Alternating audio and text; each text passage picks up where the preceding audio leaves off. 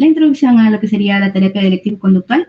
El día de hoy vamos a abordar en general las bases del DBT, luego vamos a ver un poquito de cómo es ya el tratamiento como tal, y en la próxima sesión vamos a ver lo que sería más a profundidad el grupo de habilidades, viendo habilidades dentro de cada módulo.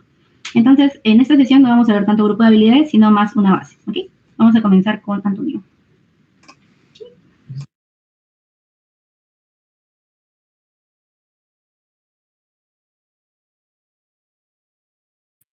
Hola chicos, ¿se me puede escuchar bien? ¿Cómo están chicos? Perfecto.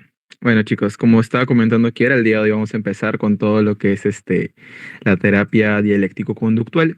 Sin embargo, para poder entender cómo funciona realmente este tipo de psicoterapia, tenemos que remontarnos a su creación, ¿no? Realmente esta terapia inicialmente fue creada y de hecho fue incluso financiada eh, para que la doctora Marshall Linehan pueda crear una terapia en contra del suicidio. Si bien inicialmente esta fue como su base, posteriormente ya se inclina más a lo que es el trastorno límite de la personalidad y eventualmente incluso hay versiones que son más alineadas con estrés postraumático, etcétera, etcétera, etcétera, ¿no? Van a haber diferentes formas de poder alinearse. Entonces, bien, eh, Marshall Linehan va a crear inicialmente su primer manual, el manual de trastornos límite, bueno, el manual de trastornos de personalidad límite. Posteriormente va a crear dos manuales más, siendo el tercero el último y el que se usa actualmente, dividiéndose en dos partes, el manual para el consultante y el manual para el terapeuta, ¿no? Ya iremos viendo también por qué existe un manual para el consultante y por qué existe un manual para el terapeuta como tal. Entonces, bien, como mencioné acá, la DBT se orienta a proporcionar a estos individuos herramientas efectivas para regular sus emociones, mejorar la conducta interpersonal y reducir las conductas suicidas o autolesivas. Pero, siguiente, por favor. Pero, ¿qué es realmente, no? Para poder empezar la DBT. Bien, la terapia dialéctico-conductual es una psicoterapia que se basa más que nada en las terapias cognitivo-conductuales. Si bien actualmente se considera más dentro de las terapias contextuales, es bastante importante hacer la aclaración de que en el tiempo en el que se creó, no existían como tal las terapias contextuales. Sabemos que estas empezaron desde el 2000 y tantos, y esas son más con base en la terapia cognitivo-conductual. Y se podría decir incluso que es una variación de la terapia cognitivo-conductual adaptada para personas con mayor sensibilidad, como lo son las personas con TLP. Entonces, la terapia dialéctico-conductual se va a basar en tres principios fundamentales, que es la aceptación y el cambio, unidas por la dialéctica. Dentro de la aceptación tenemos a que eh, los pacientes que tenían TLP tenían un extremo sufrimiento y la aceptación realmente era insostenible, ¿no? Porque a la hora de aceptarse, aceptaban todo lo que habían hecho, conductas autolesivas, intento de suicidio, y la misma naturaleza de aceptar esto les hacía quedarse de forma inestable, ya que tenían una reactividad emocional muy fuerte y eventualmente esto era insostenible, ¿no? También, como parte de la aceptación, tenemos que la empatía excesiva, que se podría dar tal vez en estos consultantes por todo lo que por su historia de vida y todo lo que caracteriza este trastorno, los llevaba a una desesperanza, ¿no? A que eventualmente no sientan que el tratamiento les esté funcionando, porque no habría como tal ese factor. Por el lado de las estrategias de cambio, tenemos como tal a la terapia cognitivo-conductual, la cual era ejercida, ¿no? O dada a personas extremadamente sensibles, que tenían, em, por así decirlo, era insostenible, porque estas personas, al intentar ejercer cambios en sus consultantes, eventualmente terminaban invalidándolos de manera sencilla, ¿no? Incluso con actos comunes que a primera vista no podrían parecer invalidantes, en estas personas resultaban invalidantes, lo que devenía al final en que sea insostenible igualmente. Finalmente, los psicoterapeutas cognitivo-conductuales se terminaban desregulando emocionalmente y rechazaban e intentaban incluso controlar a los consultantes o abandonar realmente, ¿no? La situación. Siguiente. Y es acá donde nace esta triada que me gusta siempre colocarlo de este modo, donde la modificación, la validación y la dialéctica se unen. Por el lado de la modificación tenemos el cambio que existe en el DBT, que sería dado por la ciencia conductual, que sería la primera arista de este triángulo, ¿no? Este cambio se va a basar en la ciencia conductual, sobre todo en el conductismo radical. Va a integrar una objetividad en la modificación de conducta y problema, o sea, el cambio, por medio de herramientas como el análisis de soluciones, que va a empezar por el análisis en cadena, que simplemente es una variación de la AFC común y corriente. Dentro de la aceptación tenemos a la validación dada por la práctica Zen. Esta práctica, si bien es considerada en algunos países como una religión, o en otros como simplemente meditar, lo que hace Marshall Linehan es agarrar bastantes de esos conceptos y poder tomarlos de forma objetiva para poder crear lo que es este principio, ¿no? Es una práctica muy compatible con la ciencia conductual, la cual orilla al paciente a observar sus conductas, tanto pensamientos y comportamientos externos, tal y como son, o sea, aceptarlos, ¿no? De esta forma se va validando y aceptando también la realidad objetiva, lo que sucede de manera objetiva sin sumarle sufrimiento extra, ¿no? Para esto hay una serie de herramientas también y como les mencionaba, en un principio estos dos tal vez podrían ser un poco incompatibles, ¿no?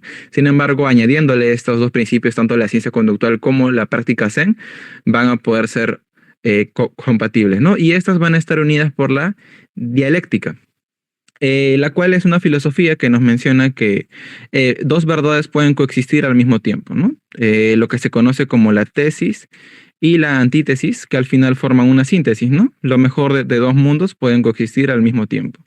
Entonces, esta filosofía es el justo medio entre la aceptación y el cambio, ¿no? Lo que va a permitir que ambos se den.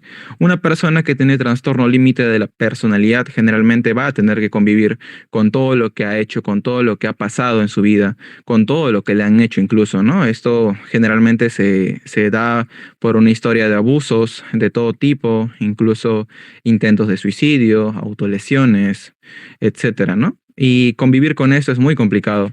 Y ahí está la parte de la aceptación y el cambio al mismo tiempo, ¿no? No solamente quedarse en la aceptación y resignación, lo cual anteriormente había devenido en la desesperanza que podría tener el consultante en que pueda cambiar, ¿no? Sino que tome en cuenta que esta aceptación es el primer paso para poder cambiar, para poder llevar a otro punto su vida, ¿no? Y esto se da por medio de la dialéctica. Además, también como parte de esto, la dialéctica ayuda a que los consultantes puedan entender un poco sus pensamientos dicotómicos en ciertas situaciones, ¿no? Que no es como sí o no, sino más bien un punto medio, una verdad que existe al mismo tiempo. Ok, entonces, ¿cómo se origina el TLP una vez que hemos entendido más o menos, realmente a muy grosso modo, cómo es que se estructura la terapia dialéctico-conductual? ¿Qué es lo que es el TLP y cómo se origina? Primero tenemos que entender qué es la vulnerabilidad biológica. Esta es una condición humana con la cual nacen algunas personas, que viene a ser la facilidad para poder ser emocionalmente, bueno, para poder reaccionar de manera emocional, ¿no? Por ejemplo, acá tenemos una curva de cómo una persona sin vulnerabilidad emocional reaccionaría ante una emoción, puede ser enojo, tristeza, felicidad incluso, ¿no? Como ven, esta curva va avanzando, no llega a 10, incluso va hasta 7 y de manera rápida, después de haber tenido un pico, va reduciéndose y va llegando a 0. Siguiente. Pero en el siguiente cuadro pueden ver cómo hay una comparativa entre las personas que tienen vulnerabilidad emocional, ¿no? La rayita roja te muestra eso, ¿no? Realmente ellos van a llegar a picos bastante altos de manera emocional y van a tener un lento retorno a la calma, ¿no? Incluso cuando retornen a la calma, van a van a todavía mantenerse en un grado alto de emociones, ¿no? Esta emoción no va a desaparecer, sino que se va a mantener incluso ahí, ¿no? Además de que generalmente lo que se suele ver en consultantes o pacientes que tienen trastorno límite de la personalidad es que suelen mencionar que sus emociones se mantienen en 10 o en 9, incluso 10 de manera estable, ¿no? Por un largo tiempo. Desde este mismo principio es donde empieza, ¿no? Realmente. Las personas pueden nacer con vulnerabilidad emocional o sin vulnerabilidad emocional. Ahora, una persona que nace con vulnerabilidad emocional no necesariamente va a tener trastorno límite de la personalidad. Ahorita vamos a ver qué es lo que convierte a una persona a que tenga trastorno límite. Pues esto es un pequeño cuadro que nos ayuda a poder entender un poquito esto, ¿no? El TLP se va a originar cuando esta persona con vulnerabilidad emocional vaya a estar en constante contacto con un ambiente invalidante. ¿Pero qué es un ambiente invalidante? Un ambiente invalidante puede ser familia, el entorno, padres, hermanos, primos, tíos, amigos, profesores, incluso medios de comunicación, aunque en menor proporción, que van a invalidar las emociones. Ahora, el ambiente invalidante no necesariamente crea también personas con TLP, porque, y de hecho en el manual de Marshall Linehan lo comenta, hay ocasiones en las cuales el ambiente invalidante forma personas que terminan creciendo de una manera, se podría decir, dentro de lo adecuado, entre comillas, pero estas personas no tienen realmente, ¿no? Esta vulnerabilidad emocional. Ahora, si una persona con vulnerabilidad emocional se ve sometida a un ambiente invalidante, eventualmente este contraste entre tengo una emoción intensa, quiero expresarla, ¿y qué me dicen mis tíos o mis padres?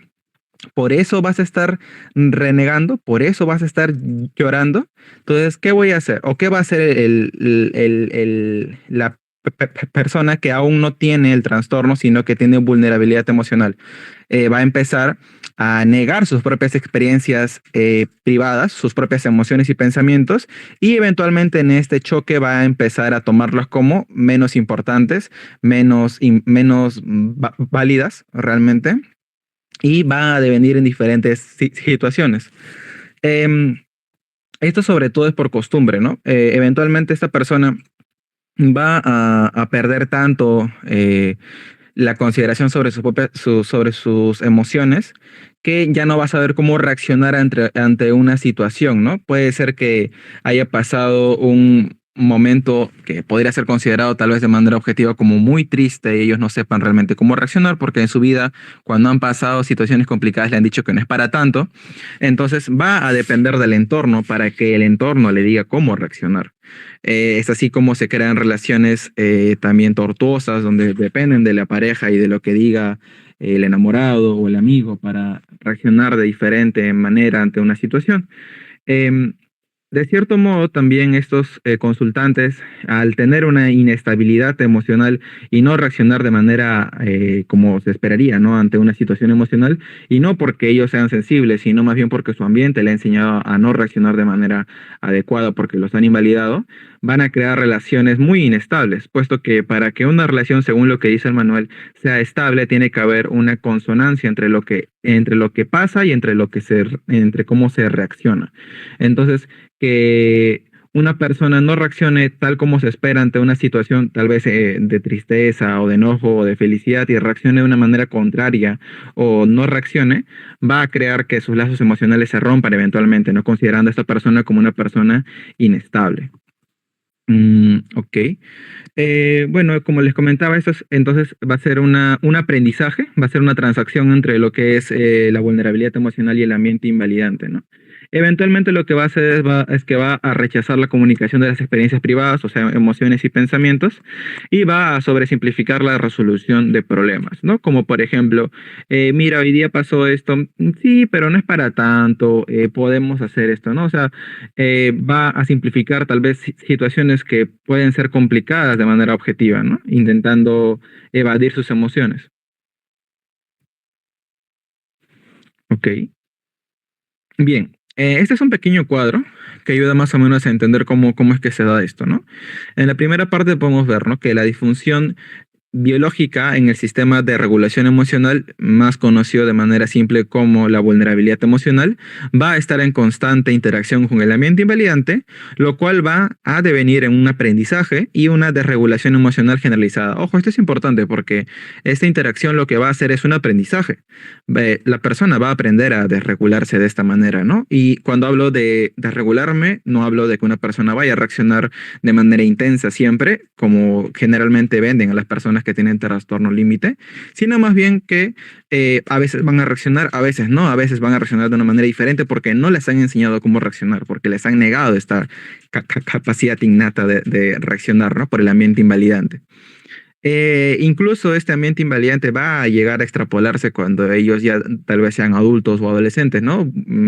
Sus amigos o incluso sus enamorados, enamoradas pueden ser que y sean igual de invalidantes con ellos, ¿no? Y es bastante sencillo que se junten con personas de este tipo también. Entonces, esta desregulación emocional generalizada va a dar en una inestabilidad emocional, lo cual va a dar también la habilidad afectiva y eventualmente puede dar también en problemas de enojo, ¿no? O sea, para que se den cuenta, el problema de enojo, que sería la punta del iceberg que podemos observar que, por ejemplo, algunas personas con trastorno límite pueden tener, así como un problema de tristeza, etcétera, o de alegría intensa, simplemente es una característica de las tantas que tiene y es la punta del iceberg observable, ¿no? Dentro de la inestabilidad emocional, ya que no solamente es inestable emocionalmente, sino inestable conductualmente. ¿Por qué? Porque las personas con trastorno límite también tienen inestabilidad conductual. Esto se ejemplifica con lo que son las conductas suicidas y las conductas de autolesión, ¿no? Que en general se podrían englobar como conductas de impulsividad. Estas conductas de impulsividad también se dan, y esto ya viene por parte del grupo de habilidades. ¿Y por qué es que se crea un grupo de habilidades? Porque la persona no tiene habilidades suficientes para regular sus emociones. Lo que pasa es que las personas promedio, comunes y corrientes que no tienen una vulnerabilidad emocional no van a necesitar necesariamente el 100% de las situaciones una habilidad extra para poder regular sus emociones, para aprender a ser efectivo interpersonalmente, para aprender a llevar sus emociones del día a día, porque no tienen este inconveniente de manera biológico y tal vez tampoco han estado en un ambiente invalidante, pero estas personas que tienen trastorno límite sí van a necesitar un conjunto de habilidades extra que van a aprender en su grupo de habilidades para poder llevar sus emociones del día a día, ¿no? Primero aprender a identificarlas, validarlas, controlarlas y eventualmente poder expresarlas de una mejor manera. Luego está la inestabilidad de la identidad, que esto es justo lo que les comentaba hace un instante, ¿no? Marshall Linehan comenta que para que una persona tenga una identidad estable, tiene que mantener sus emociones de manera o sea, coherente y su percepción de sí mismo va a ser también coherente. Entonces, las personas que tienen un nivel bajo en el sentido de poder regular sus emociones van a tener eventos incluso traumatizantes, ¿no? Por ejemplo, supongamos que Juanita de 9 años, la cual tiene vulnerabilidad emocional y está en un ambiente invalidante, o sea, es candidata número 1 a tener trastorno límite. Eh, en un cumpleaños, tal vez de sus compañeros, reacciona de manera muy intensa, no enojándose, sino más bien alegrándose, ¿no? Gritando, tal vez incluso pateó a alguien, inestabilidad en conductas, pero no porque ella haya querido, sino porque es la forma en la que ella expresó, ¿no? Entonces, en ese instante, ¿qué le van a decir? Que está mal lo que ella hace, que por qué agrede, que por qué se comporta de esa manera, que todo lo que está haciendo está mal, que por qué se pone de ese modo, ¿no? Etcétera. Y eso se puede dar con cualquier emoción realmente, ¿no? De manera indiscriminada, si sea una emoción que consideres agradable o desagradable. Y eso va a causar que ella empiece a considerarse a sí misma como una persona inestable. Y eso va a causar de otro modo que su identidad se vea también dañada, ¿no? Considerándose a sí misma como una persona dañina, mala, inestable, insegura incluso, que no puede tener relaciones saludables. Y esto va a causar de cierto modo también que eventualmente se cree esta idea, ¿no? Porque se va a autosugestionar también. Bueno, después está la inestabilidad cognitiva, que va a dar en respuestas disociativas o ideaciones paranoides también, ¿no? Que es una característica dentro del diagnóstico del DSM-5 para el trastorno límite. Y luego está la inestabilidad interpersonal, que era justo lo que les comentaba, ¿no? Va a tener relaciones caóticas, propio de la naturaleza de sus reacciones, ¿no? Como les decía, no es que la persona nazca vulnerable emocionalmente y ya tenga TLP y ya desarrolle relaciones inestables porque ella es así, sino más bien porque su ambiente invalidante le va a enseñar a reaccionar de esa manera, a no expresar sus experiencias privadas. E incluso lo que me olvidaba mencionar es que, y es importante, es que la persona va a aprender a reaccionar de manera muy fuerte, de manera emocionalmente muy fuerte ante una situación para que recién le presten atención, ¿no? Para que dejen de ignorarla o dejen de invalidarla y le digan, sí, está bien, tu emoción tiene sentido. Y en esa situación fuerte, o sea, ella va a aprender o esa persona va a aprender a que solamente cuando grite o cuando se quiera suicidar o cuando se esté cortando, recién le van a prestar atención, recién le van a dar la importancia a sus emociones. Y esto es un aprendizaje, obviamente, como todo lo que engloba nuestro comportamiento, pues, ¿no? Entonces va a aprender a reaccionar de ese modo, va a aprender a relacionarse también de ese modo y eventualmente va a traer relaciones caóticas, ¿no? Y esto ya, pues al final también se da como el miedo al abandono. Ok, entonces, bueno, estos son los criterios del DSM-5 para clasificar a una persona con trastorno límite. Bueno, es bastante importante, ¿no? Poder conocerlo, ya que la terapia dialéctico-conductual trabaja con el modelo médico un poquito incluso, pero es una modificación de la cognitivo-conductual, justo como les mencionaba. De hecho, el primer libro de Marshall Linehan es tratamiento cognitivo-conductual para personas con trastorno límite, ¿no? Después ya se les considera como parte de las contextuales por las filosofías que manejan. Sí. Ok. Ahora, antes de empezar con el tratamiento de la terapia dialéctico-conductual, tenemos que empezar con el pretratamiento. ¿Qué es esto? Es un conjunto de 4 a 5 sesiones, incluso pueden ser 6 en algunas situaciones, donde tenemos una agenda bastante rigurosa y bastante importante para poder conseguir que la persona, para poder conseguir la disposición o el compromiso del consultante en quedarse en las sesiones, ¿no? Es una fase de evaluación y toma de decisiones que empieza desde el primer contacto, ¿no? Desde la primera sesión donde se van a ver.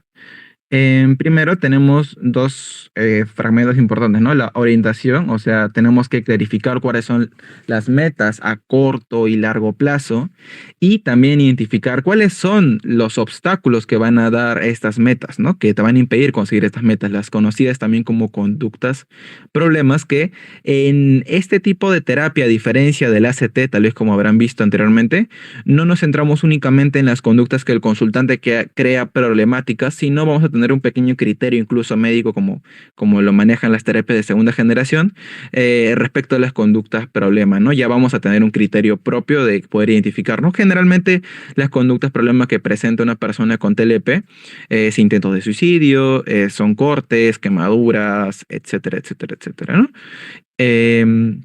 Bien, también tenemos que socializar el modelo, que en simples razones sería poder explicarle de manera simple qué es la vulnerabilidad biológica, qué es la teoría biosocial, que es, bueno, lo que les acabo de explicar hace un instante, cómo funcionan las sesiones, qué es lo que se va a conseguir, qué es lo que no se va a conseguir, etcétera. También se le tiene que obtener el compromiso de mantenerse con vida. Ahorita estaremos viendo también por qué tenemos que hacer este compromiso y de abandonar las conductas problema, ¿no? Para esto hay una serie de artilugios que se dan, ¿no? Dentro de la DBT. También tenemos la introducción a las tareas, que vamos a tener también que mandar ello, y la regla de las 4 sesiones que se van a, bueno, si es que se pasan 4 sesiones en las cuales no asiste, ya no podemos seguir con el tratamiento, ¿no? Por muchas razones realmente. No voy a especificarlas. Luego tenemos el coaching, el registro diario, etcétera, etcétera, ¿no? Y luego tenemos también el compromiso. Acá dentro del compromiso, como les decía, para poder obtenerlo, tendremos que utilizar un conjunto de artilugios como el pro y el contra, el abogado del diablo, pie en la puerta. En esta sesión no creo poder abordar cada uno porque de hecho es bastante extenso poder explicar cada uno, pero lo voy a explicar un poco por encima cuando vayamos avanzando. Ahora, ¿cómo podemos definir las conductas problema? Para empezar, las conductas problema son aquellas que se convierten en un obstáculo para que el consultante alcance sus metas. ¿Ok? Acá no hablamos de valores, sino de metas, que es algo más objetivo que se puede conseguir, ¿no? Y se puede medir también. Eh, Estas deben ser descripciones específicas y detalladas, utilizando términos específicos y no comunes o vagos, ¿no? Eh, Siguiente, por favor. Ahora, ¿a qué me refiero con esto? Un ejemplo, ¿qué no es una conducta problema? Ser agresivo, ser dependiente, problemas en casa, ser tóxica, ser impulsivo o problemas de pareja. Ahora, ¿por qué estas no son conductas problema? ¿Alguien me puede decir en el chat por qué cree que estas no son realmente? O tal vez alguno considera que sí son.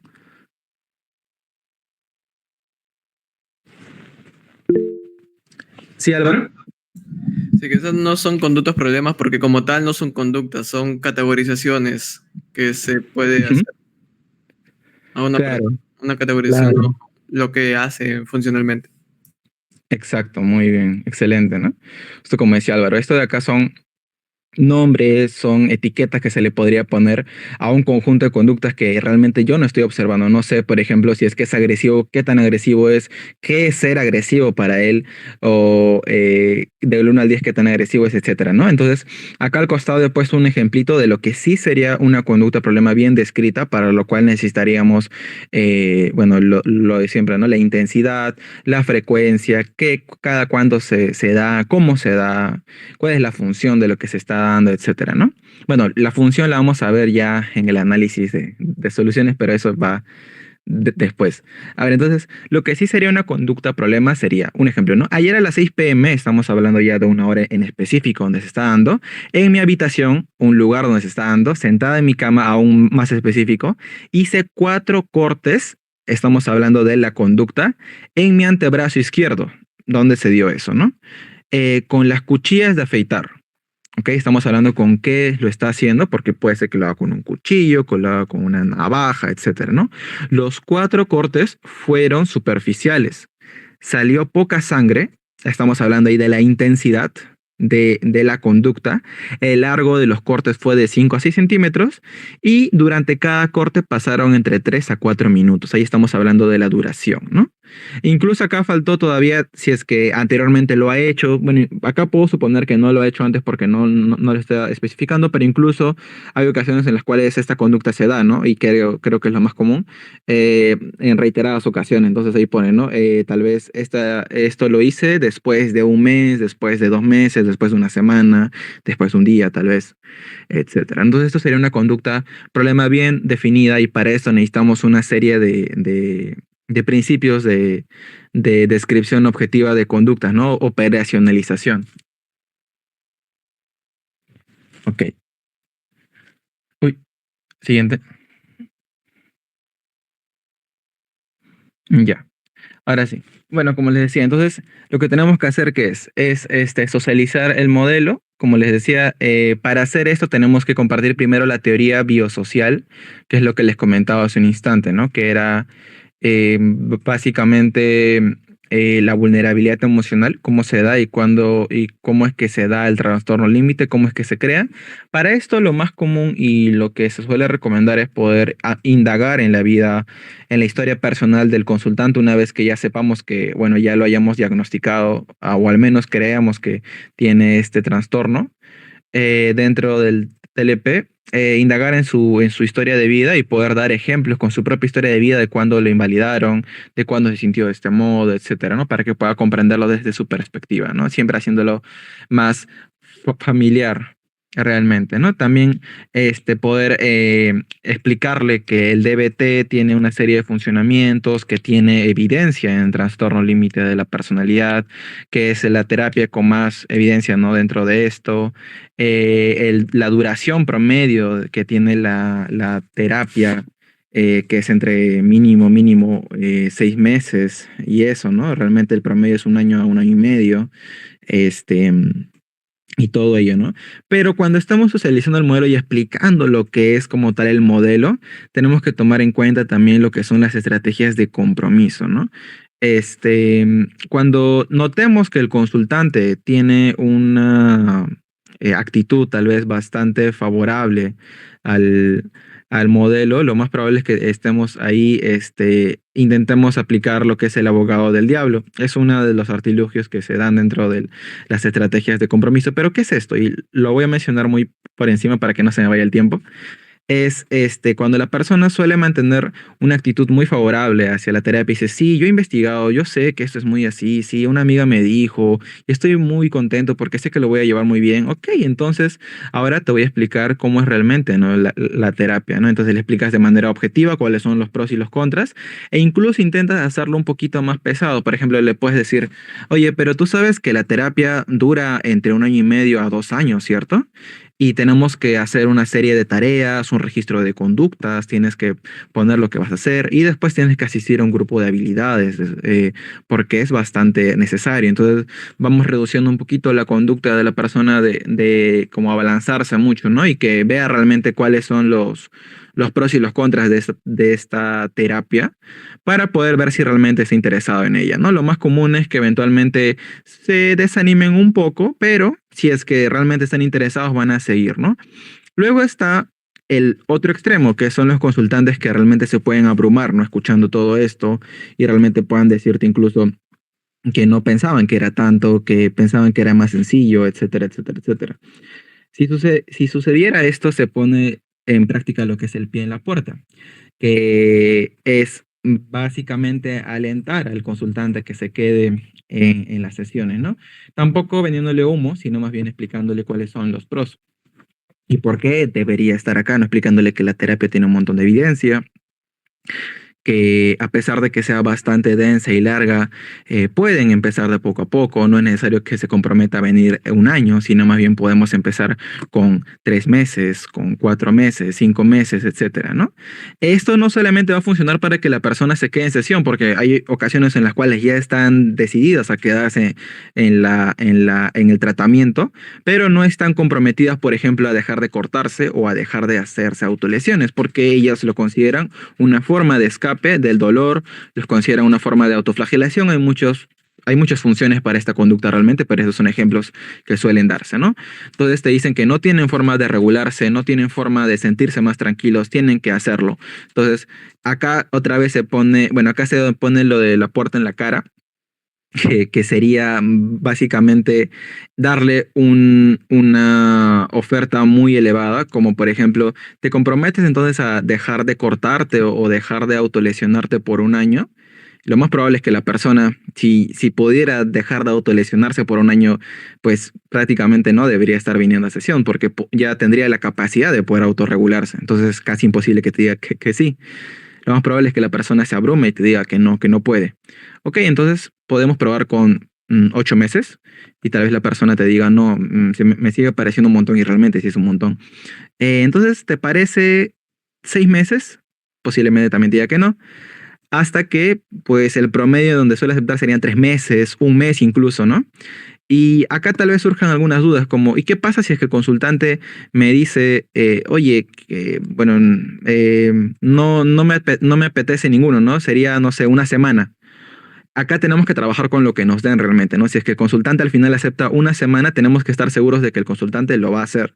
Y como estamos 100% seguros de eso, no hay manera realmente, ¿no? Pero al menos en su forma de hablar y su forma de expresar, tenemos que notar que esté seguro, ¿no? Por ejemplo, si nos dice, yo creo que tal vez podría ser, tenemos que ser un poco más rígidos y decir, oye, pero quisiera tener bastante claro esto, quisiera saber si realmente puedes estar tú 3 meses sin autolesionarte. Y te dicen, y tal vez le dices, 1 mes.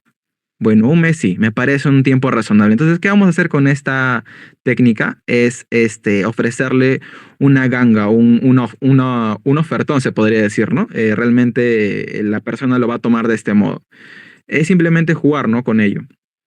Y el punto al final es que la persona pueda comprometerse, ¿no? Ahora ustedes tal vez se estén preguntando, ¿realmente es tan importante que la persona se comprometa a no dejar la terapia, a no autolesionarse y todo ello? Y sí, realmente sí, según el manual de Marshall Linehan, han comprobado ya que un mayor compromiso, al menos verbal, y por medio de incluso algunas fichas que ya estará mencionando Kiara tal vez, o no estoy seguro, pero acá, bueno, tengo una es que la persona tiene una mayor tendencia, una mayor probabilidad a llevar bien el tratamiento y eventualmente poder salir bien de él, ¿no? Simplemente hablamos de probabilidades. Hay una mayor probabilidad. Ahora, que lo haga o sea, que mientras esté en tratamiento eventualmente se corte, se intente suicidar, es algo que puede suceder y es inevitable. Por eso estamos tratándola también, ¿no? No podemos ver tampoco a la persona como un ser que va a hacer caso 100%, ¿no? Y es algo común y corriente, estamos trabajando con humanos. Bueno, acá tenemos un pequeño ejemplo de cómo es la ficha del compromiso, ¿no? Donde está, ahí pone su nombre, su edad, años, dónde viven, cuál es la conducta que no van a hacer, el tiempo al que se comprometen, la fecha en la que inicia y qué es lo que va a hacer para evitar esto, ¿no? La mayoría de veces es incorporar habilidades, otras veces puede ser otra situación. Esto, como les digo, es todo un proceso realmente simbólico que la persona hace para que pueda haber un compromiso en ellos, ¿no? Todo este proceso realmente crea que de manera cognitiva se comprometan más.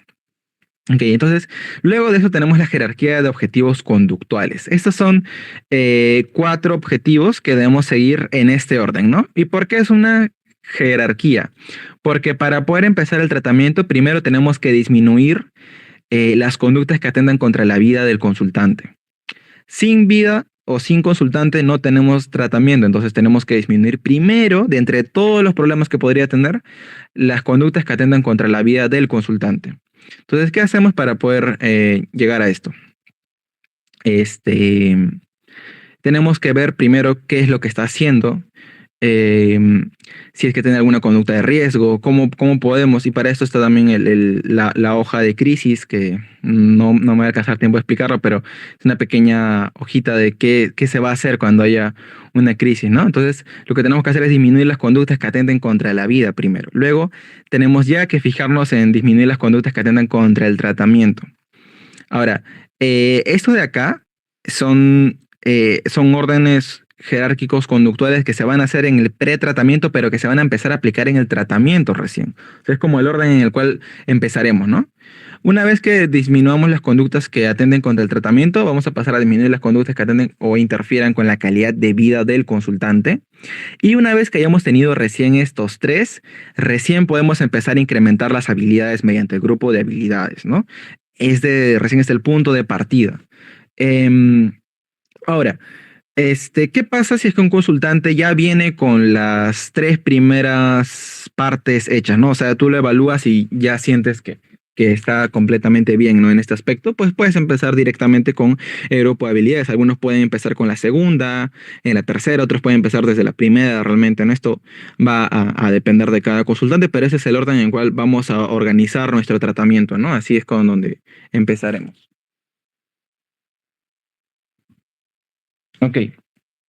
Esta de acá es la hojita del registro diario de conductas. ¿Y por qué es importante esto?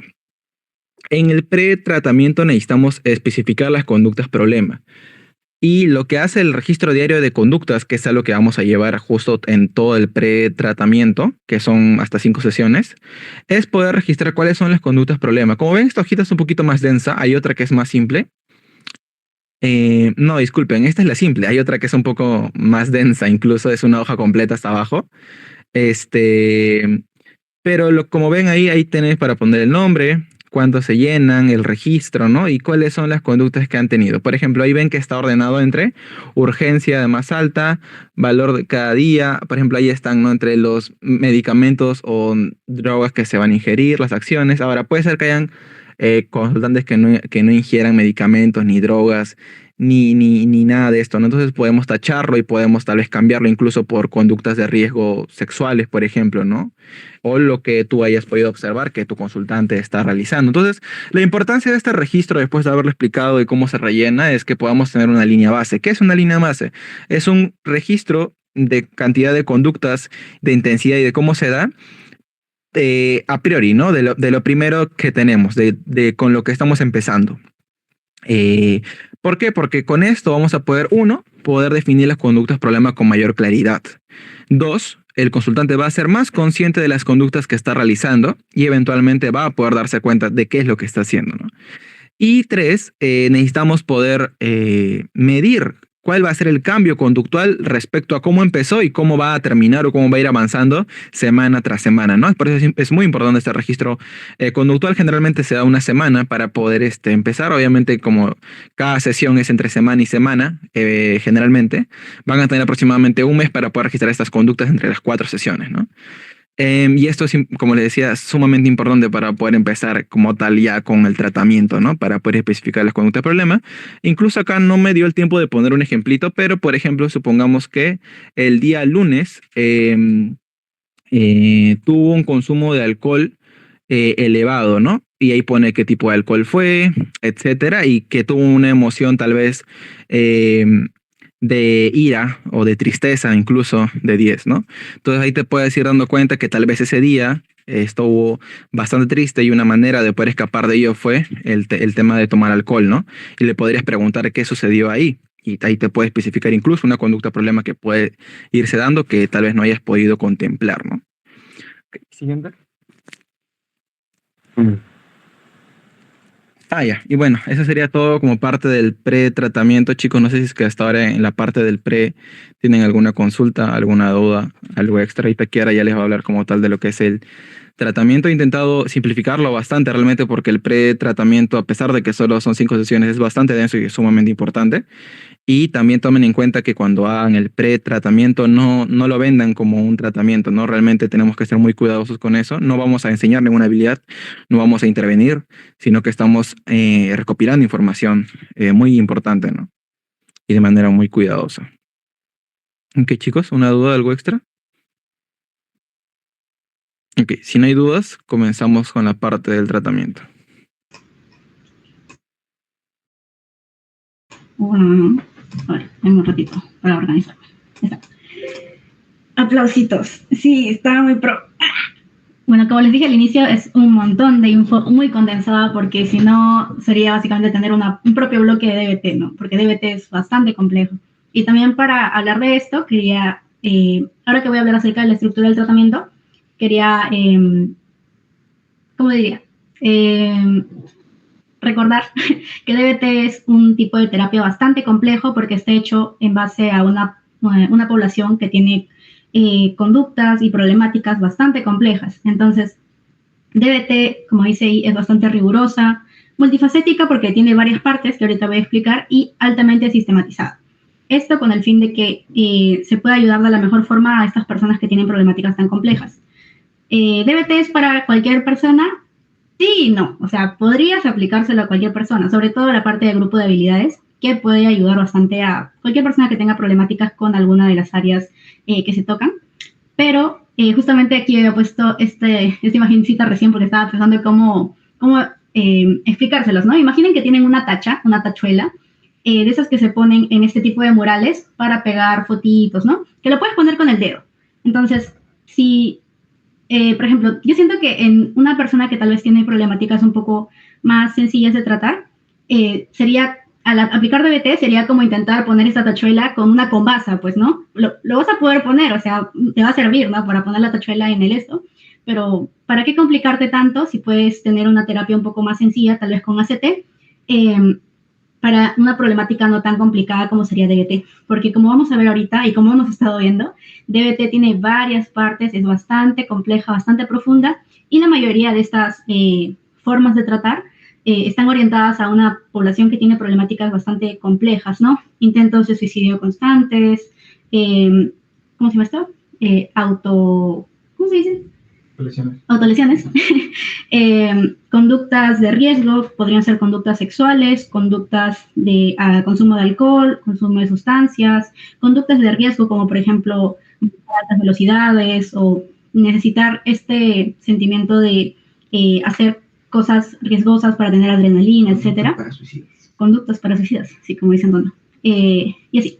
Entonces, Teniendo esto en cuenta, vamos a hablar acerca de la estructura del tratamiento en DBT, que es bastante complejo. A diferencia de otras formas de tratamiento más flexibles o centradas únicamente en el diálogo terapéutico, como podría ser FAB o ACT, la DBT establece un modelo de intervención compuesto por 4 componentes interdependientes que trabajan en conjunto. Es decir, DBT no es solamente las sesiones individuales que tienes con la persona, sino que tiene otros apartados, ¿no? Como vemos aquí, una parte son las sesiones individuales que tienes con tu terapeuta DBT, que voy a profundizar en cada uno ahorita, pero por ahora, para que lo entiendan. Luego, el grupo de entrenamiento en habilidades lo tienes con otra persona que también es terapeuta DBT y que tiene su grupo de habilidades, preferiblemente con otra persona. Puede ser también con tu mismo terapeuta, pero preferiblemente es con otra persona para que tenga otro punto de vista tuyo dentro de lo que sería el ambiente en conjunto con otras personas y tus interacciones, pues, ¿no? Y las problemáticas que puedas llegar a tener. Estos terapeutas, el de grupo de habilidades y el de sesión individual, deben tener una comunicación para que puedan hablar, ¿no? Por ejemplo, si en el grupo de habilidades notan de que tienes ciertas falencias en alguna habilidad en específico, se lo pueden comunicar a tu terapeuta individual para que lo puedan hablar en sesión. Si ven lo mismo del otro lado, ¿no? Si tu terapeuta individual ve que tienes alguna problemática con cierta área, puede comentárselo al terapeuta del grupo de entrenamiento en habilidades para que fortalezcas más esa parte. Por otra parte, tenemos el coaching telefónico, que sería por parte de tu terapeuta principal, que también voy a profundizar ahorita, pero es básicamente el hecho de que puedas llamar a tu terapeuta en cualquier momento si es que tienes alguna problemática o una crisis o quieres implementar lo que sería una habilidad, pues, ¿no?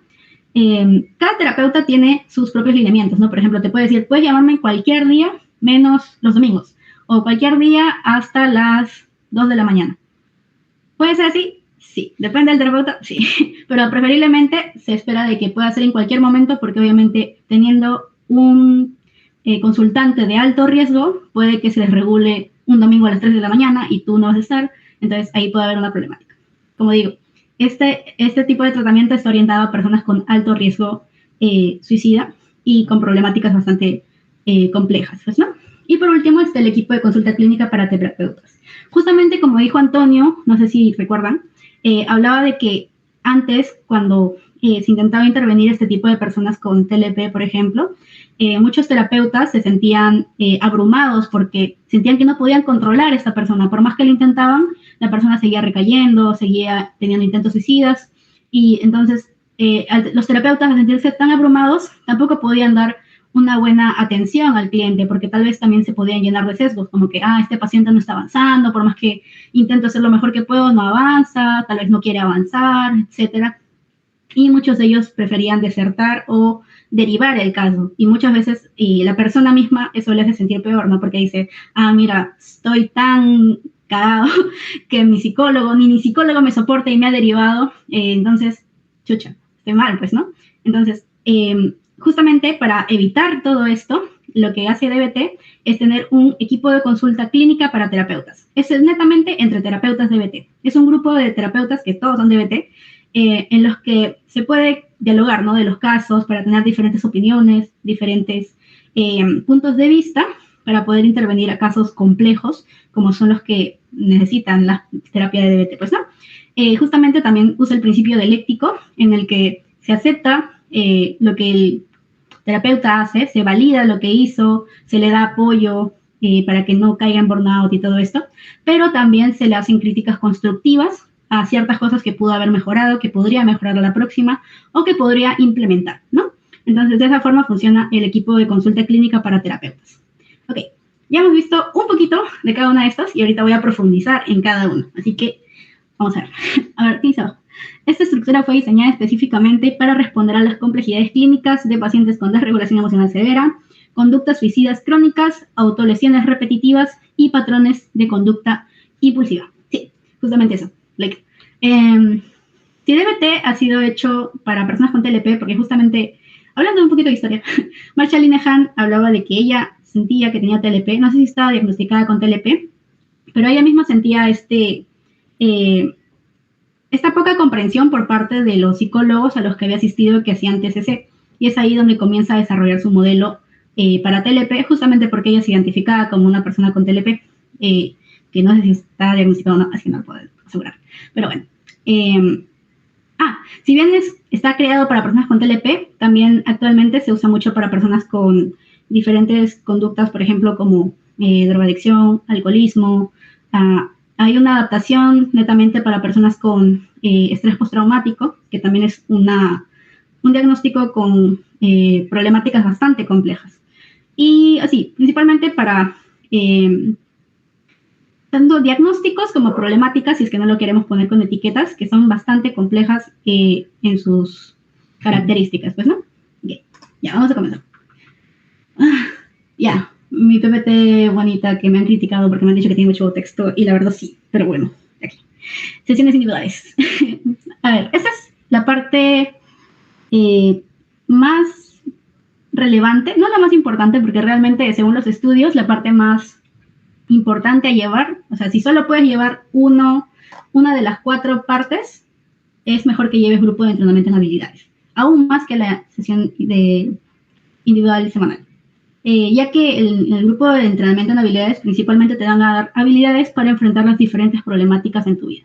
Claro que si una persona tiene un riesgo suicida muy alto, es necesario que intente llevar una terapia completa, ¿no? Que pueda ayudarlo a profundidad. Incluso si es que no tiene el dinero para poder acceder al grupo de entrenamiento en habilidades, porque otra cosa es que es bastante cara la terapia DBT, puede el mismo terapeuta tomar la decisión de hacer tanto psicoeducación de grupo de habilidades como sesiones individuales. Y puede ser, por ejemplo, 2 veces por semana, ¿no? Una semana hace sesión individual y una semana le enseña una habilidad. ¿Se puede hacer de esta forma? Sí. Va a ser mucho más pesado para el terapeuta porque va a tener que explicarle por su cuenta todo lo que aprendería en el grupo de habilidades, pero se puede hacer de cierta forma, ¿no? No es como la estructura más rígida, correcta, pero también se suele hacer eso.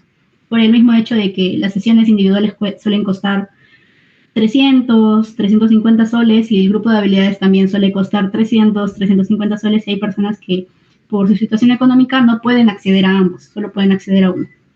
Se recomienda acceder al grupo de entrenamiento en habilidades.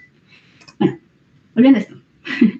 Las sesiones se dan una vez a la semana y son de entre 45 a 60 minutos, lo que es una sesión casi normal de cualquier terapia, creo. Y principalmente se abordan problemas conductuales, ¿no? Se trabaja el análisis conductual y la resolución de las conductas problema. Principalmente se usa lo que sería el análisis en cadena y análisis de soluciones, pero lo voy a explicar después. Primero, ya, sabemos que tenemos que analizar sus conductas, pero en una persona con problemáticas tan complejas hay un montón de conductas a analizar. Se peleó con su primo, con su tío, con su abuelo, intentó suicidar, tiene autolesiones, tiene conductas de drogadicción, etcétera, etcétera, etcétera. Hay un montón de cosas que trabajar, ¿no? Y tal vez viene y te dice, terminé con mi pareja y eso es lo que más me afecta ahorita. Ok, pero te intentaste suicidar ayer. Tal vez eso es un poquito más importante, ¿no? Entonces, ¿cómo podemos saber qué trabajar primero? Para esto también se creó esta forma en la que podemos jerarquizar las conductas desde las más relevantes en terapia para el tratamiento hasta las no menos relevantes, sino las que se deben tratar después. Primero serían, por ejemplo, las conductas que amenazan la vida, como intento suicida y cualquier conducta que tenga una intención de acabar con su vida. Por ejemplo, aquí vamos a ver bastante la función de la conducta. Una persona puede drogarse demasiado con la intención de terminar con su vida y una persona puede drogarse simplemente de forma recreativa. Entonces, drogarse puede estar en un escalón más bajo o más alto dependiendo de la función que cumple, ¿no? Todas las conductas que tengan que ver con acabar con su vida van a estar ahí, tanto conductas suicidas como conductas parasuicidas. La intervención sobre estas conductas debe ser sistemática, ¿no? Mediante herramientas como el análisis en cadena, el reforzamiento diferencial y los compromisos conductuales, que justamente son cosas que se tratan mucho en la sesión individual, ¿no?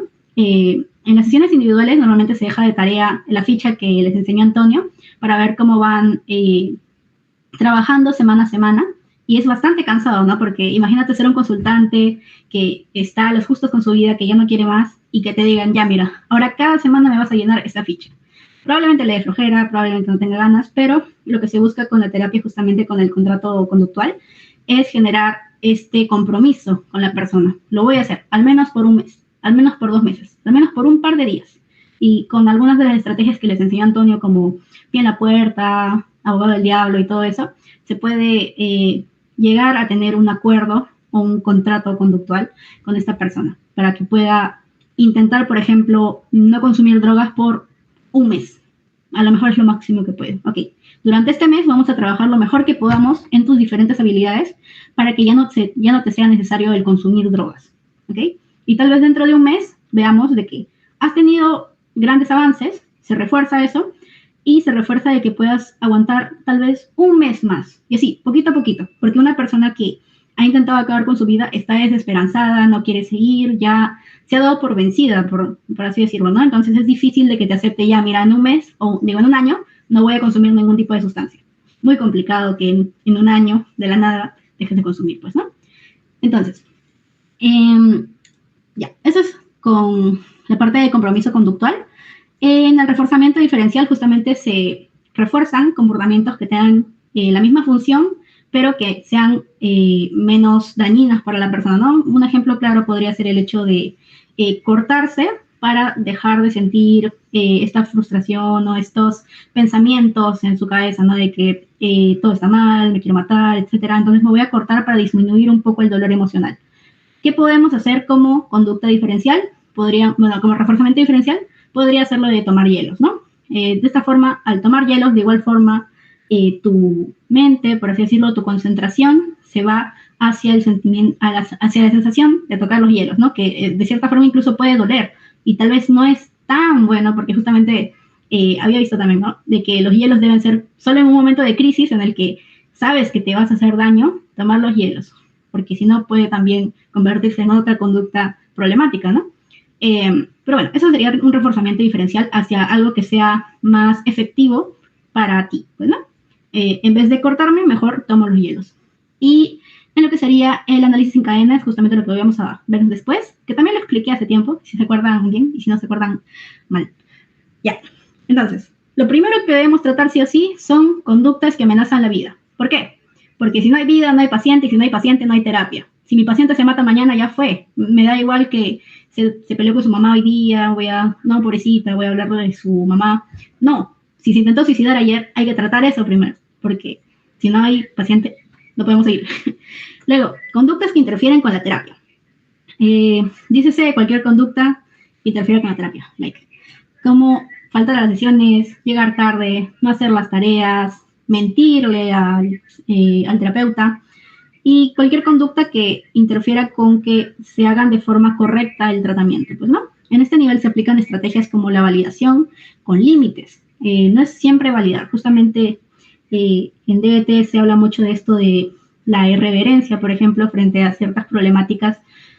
Por ejemplo, si una persona te dice todas las sesiones que hace algo mal con su interacción con su pareja, digamos, que siempre, no sé, reta a su pareja, puede llegar un momento en el que te diga, ay, ¿sabes qué? Y ayer otra vez me molesté con esta persona, así que le dije que es un imbécil y que se muera, que lo odio. En este caso, como ya hemos tratado varias veces este tema, ya hemos llegado a un acuerdo de que debe intentar tal vez tomar otras estrategias o usar otras habilidades y aún así está recurriendo a la misma conducta, hay que castigarlo. ¿Cómo podemos castigarlo? Siendo irreverentes. Puede ser, por ejemplo, decir, sí, pero tal vez habíamos quedado la otra vez que íbamos a intentar hacer esto. O bueno, algo así, ¿no? Ser un poco sarcástico a lo mejor para intentar castigar la conducta de que realmente está incurriendo en las mismas conductas de antes. Esto puede ser algo complejo, ya que hay que ver cuándo se valida y cuándo se es irreverente, dependiendo del contexto y dependiendo de la persona. Ya que obviamente desde fuera puede parecer que estamos siendo malos o agresivos con nuestro paciente que está viniendo a decirnos cómo se siente, pero si reforzamos todas las conductas, puede que lleguemos a reforzar incluso conductas que son poco eficientes para esa misma persona, ¿no? Como podría ser tener relaciones problemáticas. Entonces, aquí se habla de ello. No sé por qué dije eso. La validación con límites, ya. Luego, eso tiene que ver más con las conductas en la terapia. Por ejemplo, si llega tarde, obviamente castigar el hecho de que llegue tarde, ¿no? Decirle, no sé, si llegas, eso también se hace en el contrato conductual. Si llegas 2 veces o 4 veces tarde, no vamos a poder tener terapia hasta tan tiempo, o vamos a dejar la terapia incluso. Creo que si tienen 2 faltas seguidas, según el manual, si no me equivoco, se termina la terapia, seguidas. Entonces, ahí hay que ver también, pues, ¿no?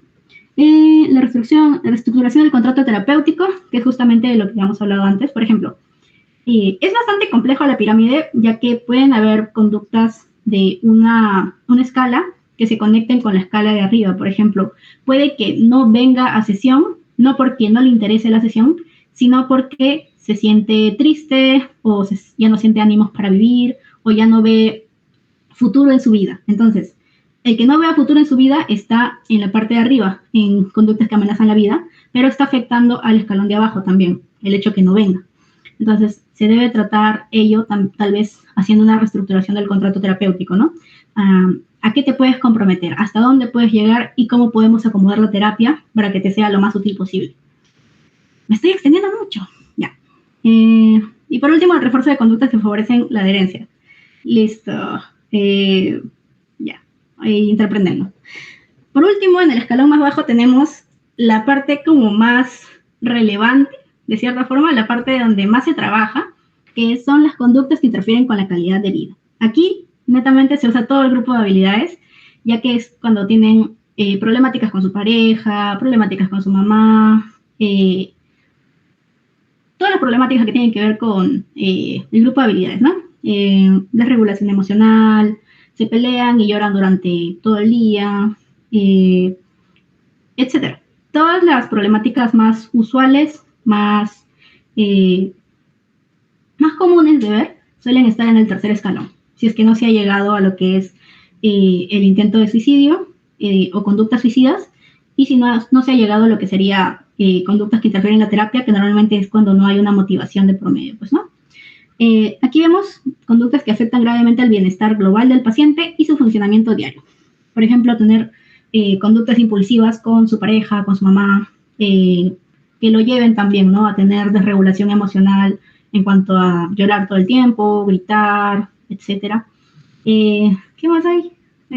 Desregulación del self también, que puede ser el hecho de que ya no sepan quiénes son, no entiendan quiénes son, porque pueden tener la idea de que son personas muy empáticas porque sienten mucho, pero a la vez cuando su pareja dice X, Y cosa que les enoja, agarran y le insultan, lo golpean y dicen, pero yo no soy así, ¿por qué yo hago eso?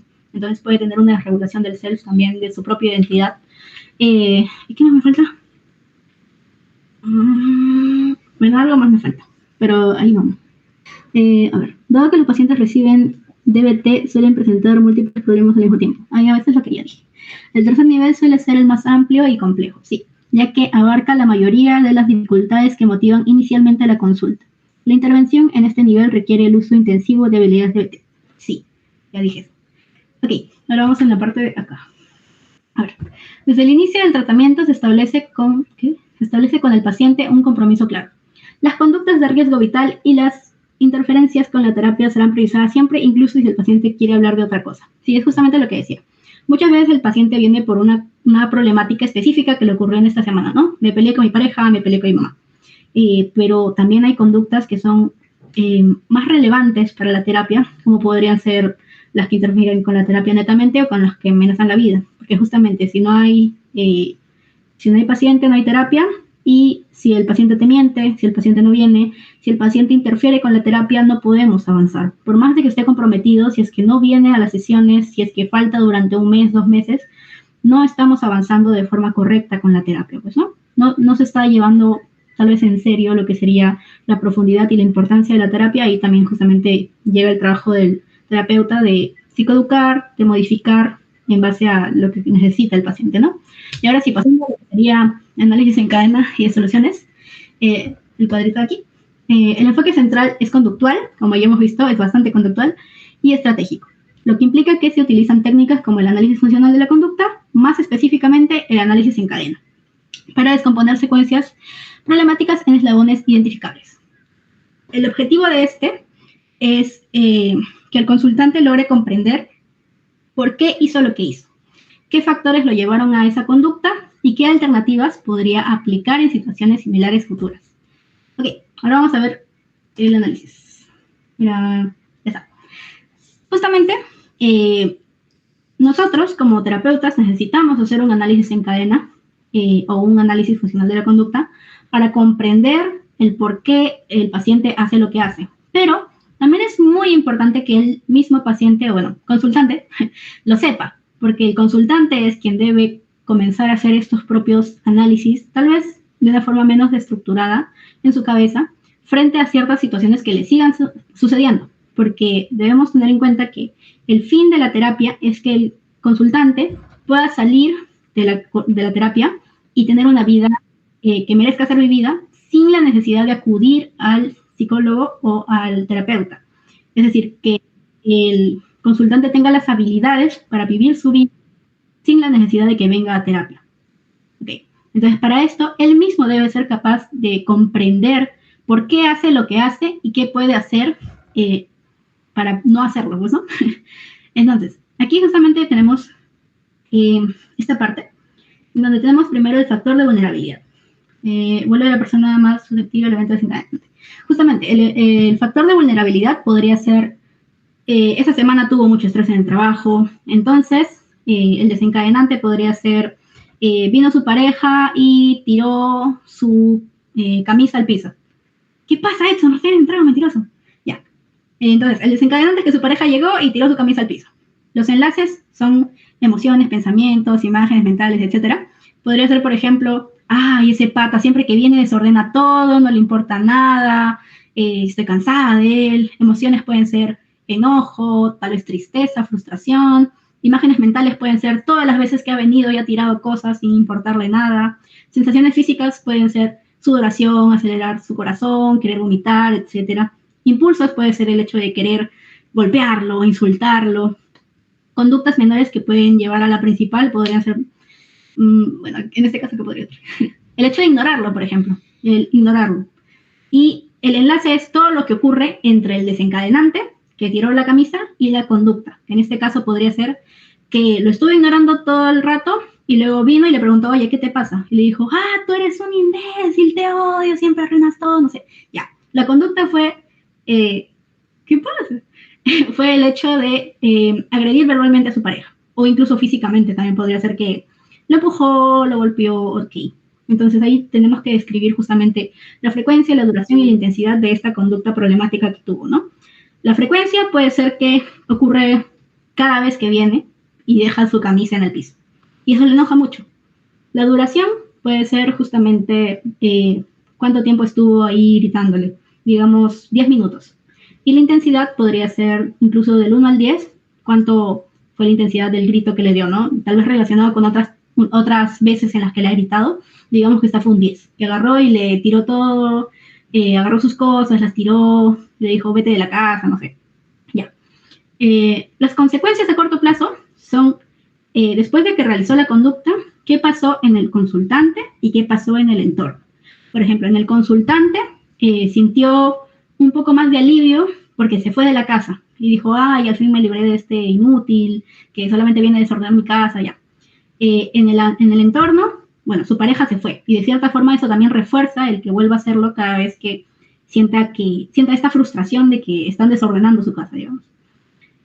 A corto plazo puede ser que refuerce la conducta, pero a mediano plazo lo que crea es una relación problemática, ¿no? En la que hay problemas constantes y digamos que realmente el consultante quiere a su pareja, de cierta forma, pero le molesta mucho de que sea desordenado. Y en vez de decirle directamente, oye, podemos cambiar esto, ordena tus cosas, no lo dejes ahí, tal vez ya lo hizo en el pasado y no ha funcionado y de esta forma termina reaccionando de una forma más impulsiva, ¿no? Pero no es lo que quiere a mediano o largo plazo, porque no quiere una relación conflictiva, no quiere problemas en su casa, quiere estar tranquilo, todos queremos estar tranquilos en nuestra casa. Entonces, ahí vamos a evaluar si conecta con sus metas de tratamiento o si lo queremos ver desde ACT, con sus valores, ¿no? Por ejemplo, uno de sus valores es tener relaciones funcionales, ser una persona más empática, ser menos impulsivo. Entonces, ahí le está afectando a mediano o largo plazo porque ahora hace que se considere como una persona problemática o cosas así, ¿no? Entonces, vemos toda esta problemática que si la vemos así en orden, tiene sentido. Pero obviamente el consultante no viene con esto y te dice, mira, esto es lo que pasó, ¡pum! No, tú tienes que indagar poco a poco. El consultante solamente va a venir diciendo, oye, ¿sabes qué? Ayer me peleé horrible con mi esposo porque es un malagradecido, no le importa nada, lo odio. Ok, Entonces, vamos a comenzar, por eso están los numeritos, con la conducta. Normalmente vienen a expresarte la conducta. Sucedió esto. Ok. Dime la frecuencia, duración, intensidad. Obviamente no usamos tecnicismos, ¿no? Le preguntamos, ¿y cuántas veces suele ocurrir esto? Cada vez que viene, porque siempre desordena todo. Ok. Duración. ¿Cuánto duró esta problemática, esta pelea que tuviste con tu pareja? Ay, no sé, fue como 10 minutos, media hora, luego se fue, no le importa nada. Ya. Intensidad. En relación a otras veces que ha ocurrido esta problemática, ¿cuánto dirías o cuán intensa sientes que fue? ¿Sientes que fue muy intensa tu frustración, tu enojo, tus ganas de tirarle las cosas, empujarlo o insultarlo? Sí, yo siento que esta vez fue más porque encima él también me dijo de que soy una loca y eso me molestó más. Ya. Entonces, pongámosle del 1 al 10. Un 10. Ya, un 10. Ahora, sabemos la conducta. ¿Cuál fue el desencadenante? O sea, ¿qué ocurrió antes? Sí, es que todo pasó porque él vino y tiró su camisa, no le importa nada ya. Entonces, vamos reconstruyendo, ¿no? Conducta, desencadenante, y luego, ¿ha ocurrido algo en la semana que haya sentido que te haya predispuesto a actuar de esta forma, a enojarte tanto por lo de la camisa? Sí, es que esta semana ha sido bien complicada, he tenido un montón de chamba, casi no he dormido, y encima él no es consciente de eso, no le importa. Ok, vamos anotando todos los factores de vulnerabilidad. Ha tenido poco sueño, ha tenido estrés laboral, ha tenido ya otras problemáticas con su pareja, todo lo que puede haber predispuesto, porque o sea, si fuera una persona completamente feliz, alegre, todo está bien en su vida, probablemente no haya actuado de esta forma. Han habido factores que la han tenido un poco más vulnerable. Ok, luego pasamos a los enlaces. ¿Cómo sientes cómo te sentiste después de que haya botado su camisa? ¿O qué sientes que te llevó a gritarle en ese momento? Bueno, yo creo que sentí tal, pensé tal, imaginé tal. Obviamente el terapeuta va guiando, ¿no? Porque muchas veces los consultantes no son psicólogos, así que no saben exactamente qué es lo necesario para el análisis. Probablemente te metan otras cosas, se vayan por la tangente y es la labor también del terapeuta el hecho de redireccionarlo a lo que necesitamos en el momento para hacer el análisis. Probablemente cada semana se haga un análisis de las diferentes problemáticas que va a tener, porque justamente al tratar con personas con muchas problemáticas, cada semana te van a venir con un montón de problemáticas relacionadas a su familia, a sus parejas, sus propios sentimientos, etc. Y tenemos que hacer un análisis para comprender el porqué. Es un poco pesado, pero a la larga es muy bueno de que el propio consultante ejercite el trabajo de hacer el análisis, porque justamente lo que buscamos es que él pueda hacerlo por su cuenta cuando esté en su casa y cuando tenga que tomar una decisión con respecto a, por ejemplo, un desencadenante, que otro día vuelva a venir su esposo y tire su camisa, hacer que la consultante se tome un momento, a lo mejor, para hacer un análisis de lo que está sintiendo, de lo que está pensando y haga la parte del análisis de soluciones, que es justamente lo que vamos a ver. ¿Qué podría ser, por ejemplo, emplear una habilidad que le hayamos enseñado en el grupo de habilidades? En el grupo de habilidades se enseñan un montón de habilidades. Entre todas esas va a haber alguna que le funcione en ese momento y que pueda aplicar. También en el desencadenante se puede hacer la exposición, ¿no? El hecho de, te molesta que bote la camisa, pero el botar la camisa no es necesariamente un evento malo o agresivo hacia tu persona, ¿no? La exposición se hace siempre y cuando la conducta, que sería el botar la camisa, no esté directamente relacionado a lo que sería una emoción entendible, ¿no?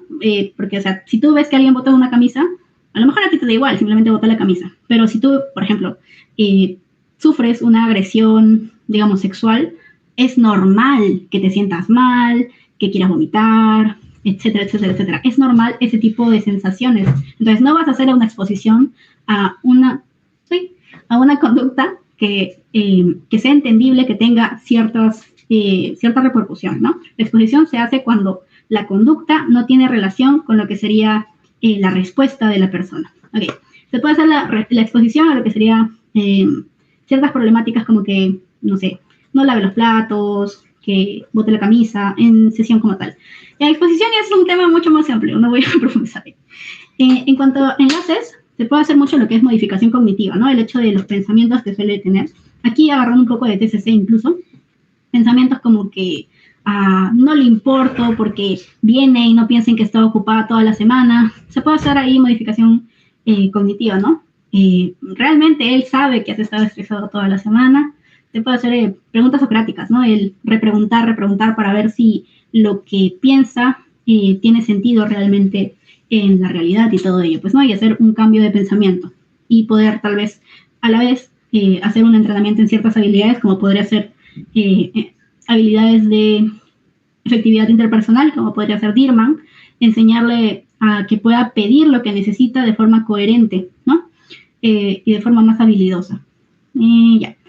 Y por último, en consecuencias a corto y mediano o largo plazo, puede ser el manejo de contingencias, que tampoco quiero profundizar ahí, pero bueno, en el análisis de soluciones se da justamente, ya tenemos todo el análisis en cadena y vamos a ver qué pudimos haber hecho diferente para que la situación no llegara a esto o a esto, al sentirnos culpables, al sentirnos mal con nosotros mismos, al tener una vida que no disfrutamos, pues, ¿no?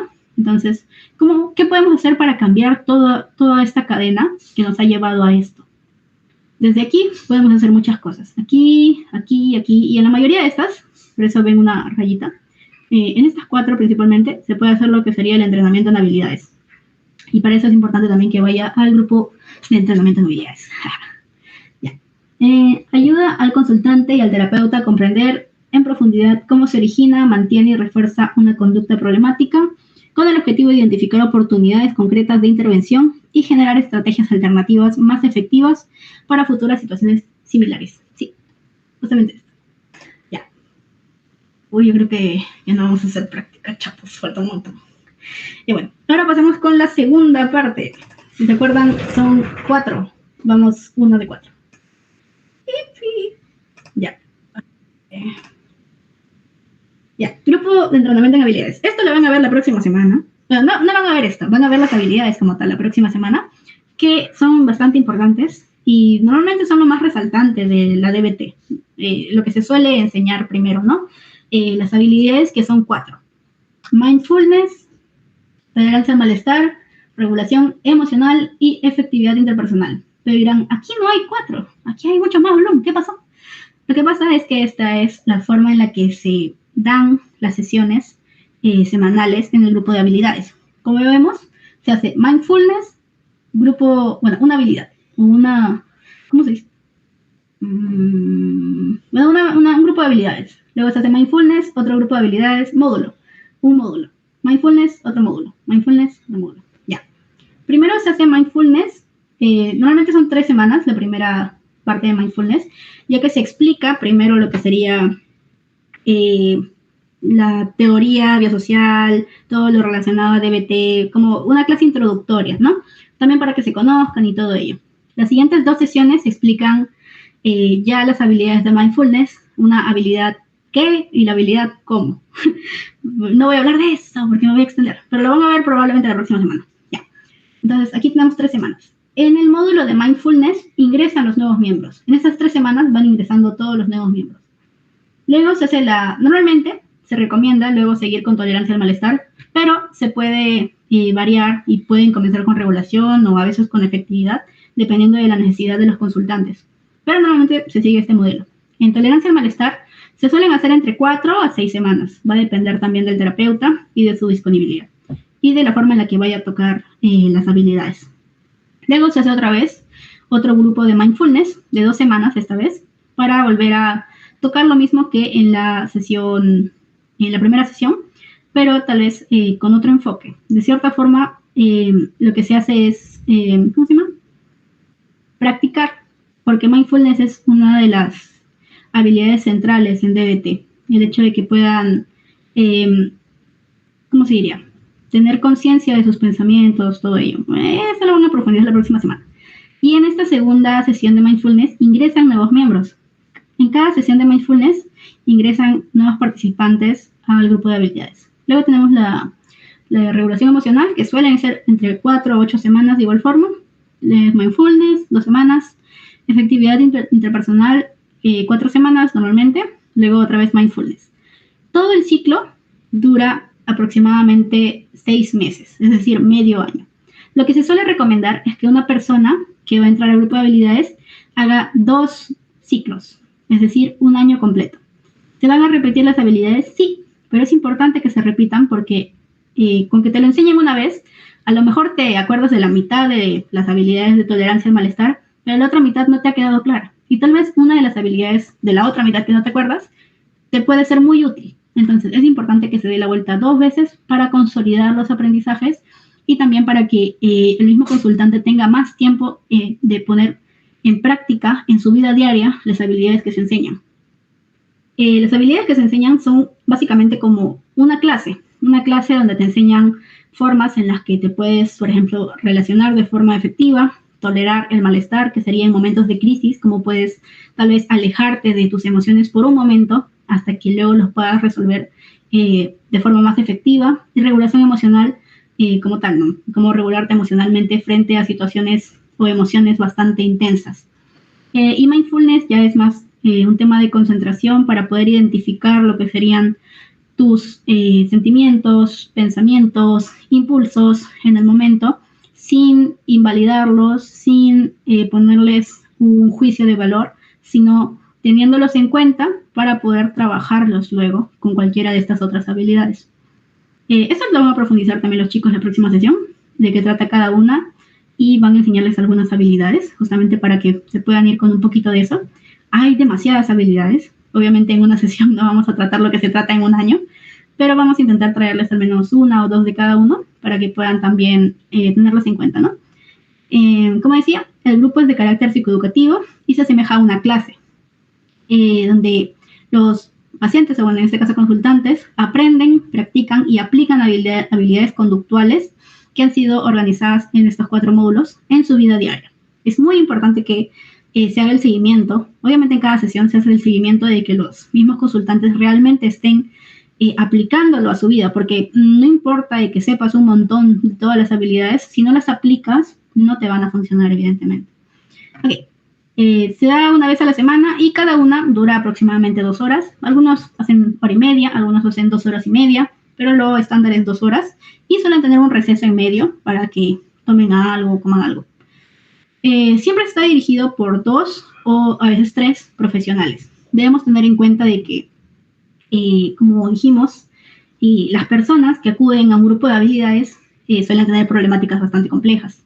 Y al tocar ciertos temas, se pueden desregular. Lo que se busca mucho es que no se hable de temas que puedan desregular al resto, pues no. Se habla acerca de, en la interacción con los consultantes, se habla acerca de, por ejemplo, ¿cómo aplicaste esta habilidad? Ah, sí, es que me iba a pelear con mi mamá, entonces decidí aplicar stop y dije, voy a hacer tal. Ok, aplicaste una habilidad, perfecto. Pero no podemos, de cierta forma, dejar que un consultante agarre y comience a hablar de cómo intentó suicidarse, que la vida es horrible, etcétera, etcétera, etcétera, porque puede desregular a los demás miembros. Entonces, para eso está el terapeuta de apoyo, para apoyar justamente a las personas que se puedan llegar a desregular. Pueden, por ejemplo, si están en virtual, crear una sala aparte en la que pueda ayudar a que se estabilice un poco para que pueda volver a la sesión principal. Puede, si es presencial, llevarlo a un costadito, hablar.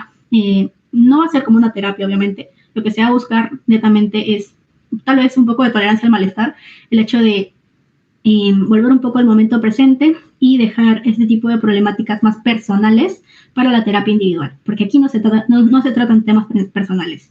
Se podría llegar a creer que el grupo de entrenamiento en habilidades podría ser como los grupos que se suelen hacer de, por ejemplo, bebedores de alcohol, ¿no?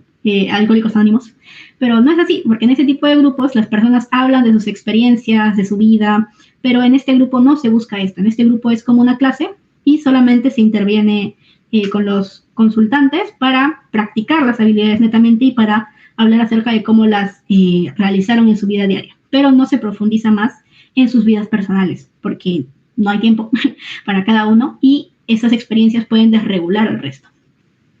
Ya, el terapeuta de apoyo principalmente es para todo lo que es más logística, ayudar al guía principal, que sería el que va a explicar todo, y el hecho de también estar ahí de contención, porque es que hay cierta desregulación para organizar a los chicos y todo ello. Ok, como digo, pueden ser 2 o 3 incluso. Ahí están los ciclos que duran 6 meses y se recomienda al menos 2 ciclos. Esta repetición no es redundante, sino estratégica. Permite afianzar habilidades, corregir errores de implementación y consolidar cambios que requieren tiempo y práctica. Sí, justamente. Aunque en este contexto no se exploran historias personales en profundidad, sí se comparten ejemplos de aplicación de habilidades, permitiendo cierto nivel de identificación entre pares sin caer en la desregulación grupal. Sí, justamente se intenta también de que las mismas personas se integren entre sí, porque muchas veces las personas que llegan al grupo de habilidades suelen sentir que están solas, que son raras, porque justamente al tener esta desregulación emocional, sienten de que no son como los demás, ¿no? A los demás no les afecta tanto como a ellos, entonces soy un loco, soy un enfermo, hago las cosas mal, esto no es normal, pero al ver de que hay otras personas que también tienen las mismas problemáticas, sin profundizar en sus historias de vida, sino en ciertas cositas, se puede llegar a tener esta identificación con otros, ¿no? Y desestigmatizar el hecho de sentir tanto, de cierta forma. Ok. Este grupo de habilidades. Ya. Coaching telefónico. Miren qué lindo soy yo. Ya. El coaching telefónico, como dije, es una herramienta crucial para promover la generalización de las habilidades aprendidas en el inventario natural de... Sí, eso. Se hace en 2 casos principalmente. Uno, cuando el consultante... aquí. Cuando el consultante entra en crisis. Te llama y te dice, oye, Bloom, ¿sabes qué? Me voy a matar, yo no soporto más.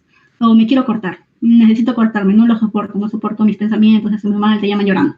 Ya, en momento de crisis, uno. Y otro puede ser cuando necesita apoyo para implementar cierta habilidad que tal vez no le ha quedado clara, o no la comprende muy bien, o no sabe cómo aplicarlos a un contexto específico, ¿no? Por ejemplo, me acabo de pelear con mi mamá y quiero arreglar las cosas con ella, pero no sé, no me hace caso. Y podemos ahí repasar, no sé, Dirman, digamos. Okay. En estos 2 casos. Y en general, en ambos casos, lo que se busca es implementar las habilidades aprendidas, porque para esto ya debió haber aprendido las habilidades. Implementar las habilidades aprendidas en su vida diaria, en problemáticas que están ocurriéndole en ese mismo momento. Y por eso decía que es importante que el terapeuta tenga la disponibilidad de atender en cualquier momento, ya que estas problemáticas van a aparecer en cualquier momento, ¿no? No podemos controlar en qué momento salga. Pero, a ver, antes de llegar a eso, las llamadas deben durar entre 5 a 15 minutos, no más, porque lo que se busca no es tener una consulta con el consultante, pues no es tener una terapia en ese momento, sino ayudarlo a implementar una habilidad, ya sea en un momento de crisis o en un momento en el que no sepa cómo aplicarlo. Ya. Entonces, antes de ir a lo siguiente, vamos a ser participativos acá, chicos. Quería que alguien me diga qué haría si su paciente le llama y le dice, ¿sabes qué? Me acabo de cortar y no sé qué hacer. A ver, ¿quién me puede responder qué haría? Si no me dicen, yo saco el dedo.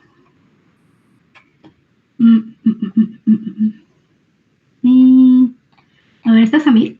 Samir de la 24. Voy a molestarlo. ¡Samir! Y si no está Samir, Edson, tú sí estás.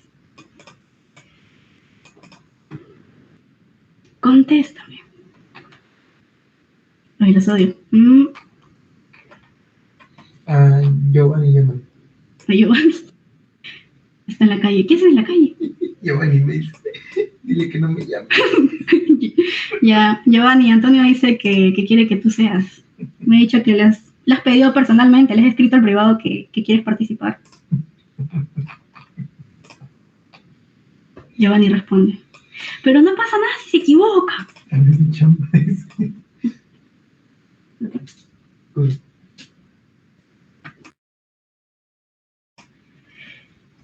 Giovanni, ven. Giovanni quiere decir, a ver. Sí, ya sé, pero no contesta, pues, ¿qué hago? Oye, qué chata eres. Ya. No conozco a nadie más. Se está saliendo. No quiero responder. Pero eso pasa. encima ya le he dicho antes, bueno, ya voy a responder yo solo. Muchas personas pueden creer, ¿no? De que al responder esta llamada, en donde tu consultante te dice, ¿no? De que se acaba de cortar o acaba de tomar pastillas incluso, lo que espera el consultante es que tú seas como su apoyo. ¡Cállate! ¿Me concentras? Ya. Tú seas su apoyo en ese momento, pues, ¿no? Pero realmente a nivel terapéutico no es muy terapéutico el hecho de que se conteste a esta llamada y se dé el apoyo en ese momento. Lo que se puede hacer es derivar la llamada a un familiar.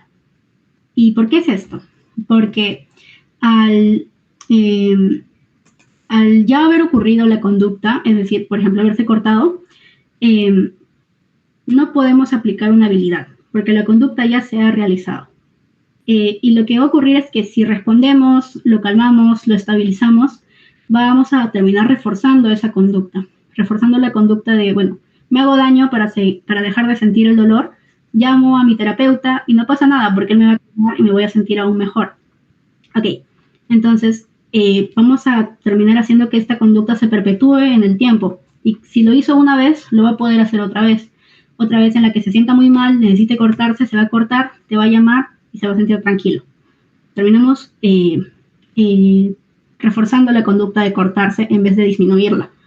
Lo que debemos hacer es, de cierta forma, no responder a esta petición, ¿no? El hecho de te cortaste, bueno, ya lo hablamos en sesión, porque en el contrato terapéutico también se habla de esto, ya lo hablamos en sesión. Si te cortas, yo no te puedo responder, porque ya has realizado la acción, no hay nada que yo pueda hacer, no hay una forma en la que yo pueda ayudarte en este momento, y lo único que voy a hacer es terminar derivándote a algún contacto de emergencia que me hayas dado, ¿no? A tu mamá, a tu amigo, a tu pareja, etcétera, para que puedan ayudarte en este momento en el que estás pasando una problemática, ¿no?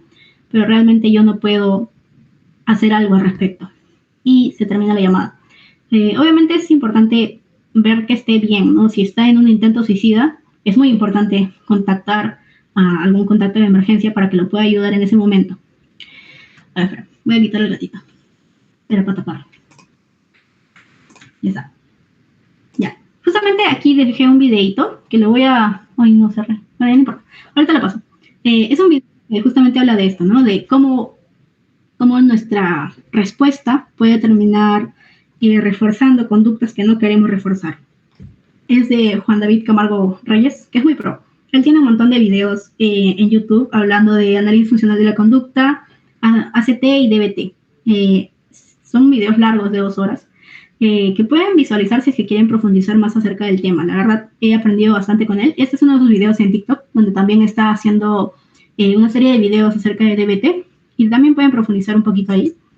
Y ya, como decía, a ver, el coaching telefónico no es una terapia, solamente es para implementar habilidades. El consultante no debe tomar al terapeuta como una figura de contención afectiva, que es lo que decía. No debe pensar de que, me siento mal, entonces voy a llamar a mi terapeuta para que me haga sentir mejor. No, el terapeuta no está para hacerte sentir mejor. El terapeuta está para ayudarte a desarrollar ciertas habilidades e implementarlas a tu vida diaria. Si el paciente ya ha incurrido en una conducta problemática, el coaching no debe realizarse, que es justamente lo que ya había dicho. En este caso, el terapeuta debe diferir el abordaje para la sesión siguiente y centrarse en el análisis de la conducta. Justamente, si ha intentado cortarse, bueno, si se ha cortado, en el momento en que respondemos debemos hablar acerca de que esto se va a abordar en la próxima sesión y vamos a profundizar mucho más en la sesión, ya que en este momento no podemos hacer nada, ¿no? No estamos en sesión, no estamos en terapia y ahorita está en un momento de desregulación en el que yo no puedo hacer la terapia, pues, ¿no? Entonces, se guarda la información para la siguiente sesión donde ya se debe hacer el análisis de la conducta, de por qué lo hizo, qué le hizo sentir y todo ello. Okay. El coaching se activa antes de que ocurra el daño, como herramienta preventiva. Su uso inadecuado se considera una conducta que interfiere con la terapia y se aborda clínicamente. Sí.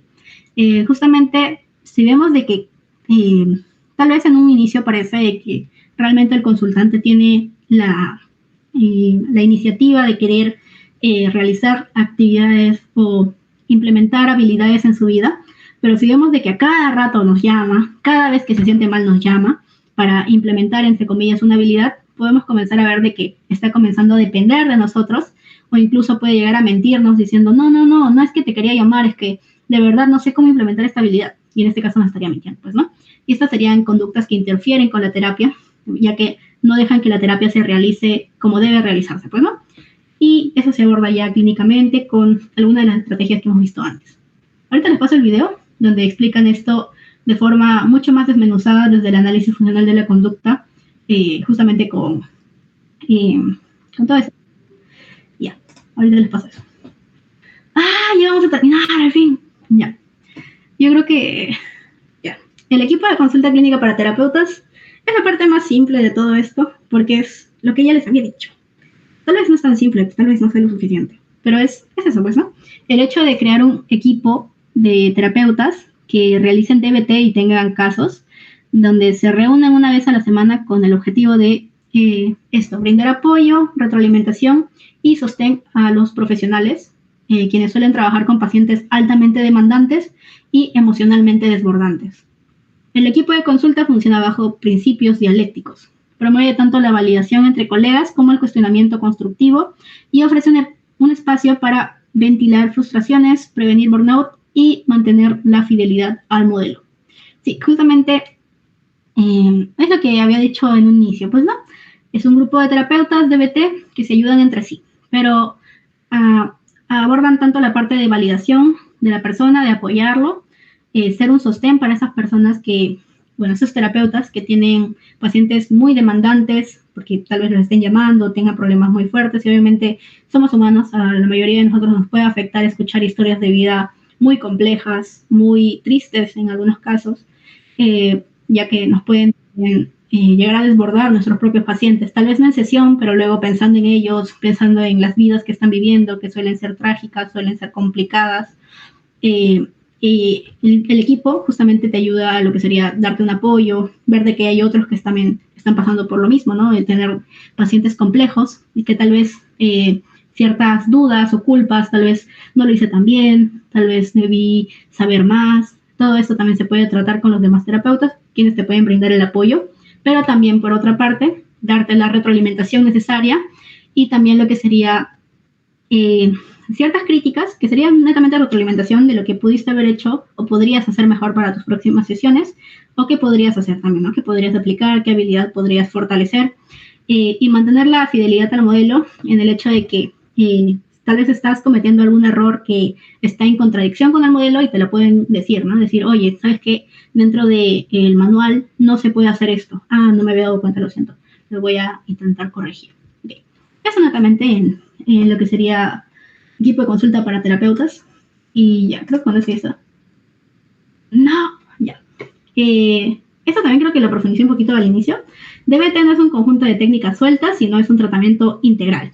Es importante utilizar las 4 partes de DBT para decir que estamos haciendo una terapia DBT, sino aplicando habilidades DBT. Y está bien, tal vez eres un psicólogo recién egresado, un psicoterapeuta recién graduado y quieres aplicar DBT, pero no tienes un grupo de habilidades, no tienes un equipo clínico, pero quieres aún así ayudar a tu consultante con la teoría de DBT, puedes hacerlo, pero no sería una terapia DBT, sería una psicoterapia con algunos elementos o algunas habilidades de DBT, o incluso con la teoría de DBT. Pero para decir que es una psicoterapia DBT como tal netamente, se deben usar estas 4 partes que son muy importantes entre sí. La terapia dialéctico-conductual ha demostrado su eficacia únicamente cuando se implementan sus 4 componentes de forma conjunta. Separar estas partes reduce significativamente los resultados clínicos, especialmente en pacientes con conductas autodestructivas o riesgo suicida. Sí, justamente, si tienes un paciente altamente complejo, con problemáticas altamente complejas, es importante que lleve una terapia DBT completa, ya que lo necesita. Mientras que si tienes un consultante que tal vez tiene necesidades un poco menos complejas, puedes usar lo que serían las habilidades DBT o la teoría DBT y no sería tan problemático, ¿no? Es más problemático si es más complejo. La eficacia de la DBT está respaldada por evidencia científica sólida. Fragmentar su aplicación debilita su impacto terapéutico y puede poner en riesgo la evolución del consultante. Justamente lo que había hablado al inicio era que la parte más importante, según los estudios que han intentado desmenuzar estas 4 partes para ver cuál es la más relevante, sería el grupo de entrenamiento en habilidades. Si se puede llevar solo uno, sería bueno llevar este. Y ya, creo que con eso ya está todo.